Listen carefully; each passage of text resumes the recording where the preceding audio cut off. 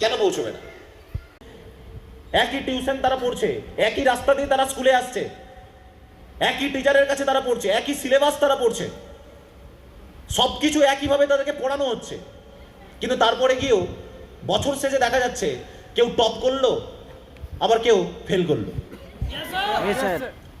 100টা ছেলে সেম ভাবে একই রাস্তা দিয়ে স্কুলে যায়, একই ক্লাসে গিয়ে বসে, একই বেঞ্চিতে বসে, একই সিলেবাস পড়ানো হয়, একই টিচার এসে তাদেরকে সেম ভাবে পড়াতে থাকে, কিন্তু তারপরে গিয়েও যখন বছরটা শেষ হয়, একটা বছর পেরিয়ে যায়, মাস্টার মশাই সি করে দিয়েছে। ডি মানে সচরাচর ফেল, ডি গ্রেড মানে কি fail, disqualified, yes or no? Fail করেছে, এম আই রাইট? তাহলে এটা কেন হয়? তাহলে একটা জিনিস আমাদেরকে প্রথম কথা মাথায় রাখতে হবে, যে সাকসেসটা সবাইকার জন্য নয়, সফলতাটা সবাইকার জন্য নয়।